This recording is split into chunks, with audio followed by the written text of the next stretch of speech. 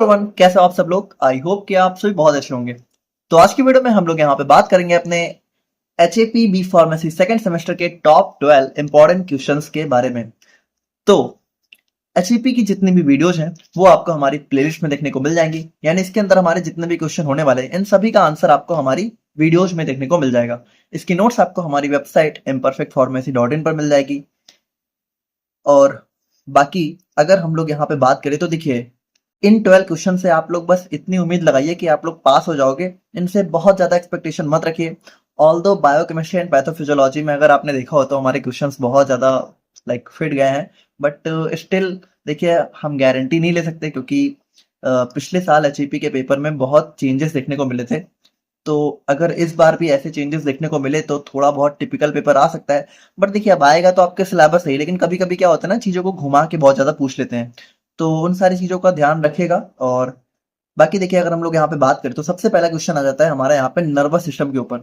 तो nervous system का जो ऑर्गेनाइजेशन है, ठीक है, तो नर्वस सिस्टम हमारा बहुत इंपॉर्टेंट टॉपिक हो जाता है। और इसके अलावा देखिए, जो structure and function of neurons है, तो ये भी हमारा नर्वस सिस्टम के अंदर ही आ जाता है। न्यूरॉन्स हमारे सेल होती हैं। तो ये क्वेश्चन हमारा काफी इंपॉर्टेंट है। इसके अंदर डायग्राम वगैरह सारी चीजें आपको बना के आनी है। फिर नेक्स्ट क्वेश्चन हमारा ब्रेन के ऊपर आ जाता है। तो ब्रेन की जो भी फंक्शंस हैं और डिफरेंट पार्ट्स हैं, ठीक है, वेल लेवल डायग्राम के साथ, ये भी आप लोग को बहुत अच्छे से देख लेना है।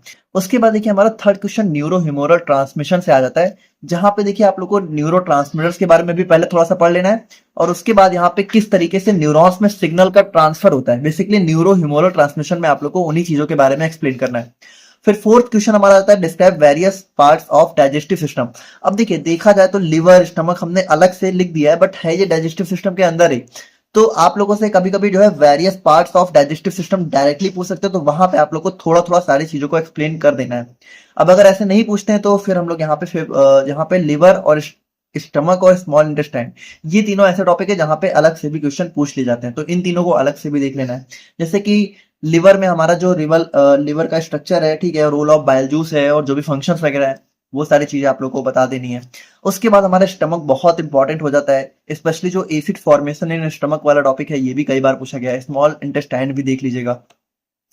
उसके बाद हम लोग यहाँ पे नेक्स्ट बात करें तो हमारा आ जाता है mechanism involve in regulation of respiration. अब देखिए, रेस्पिरेशन के अंदर ही हमारा लंग्स आ जाता है, ठीक है। लंग्स, तो लंग्स को भी आप लोग को जरूर देख लेना है। और जो भी हमारा रेस्पिरेशन का मैकेनिज्म है, इसके बारे में आपको यहाँ पे एक्सप्लेन करना है।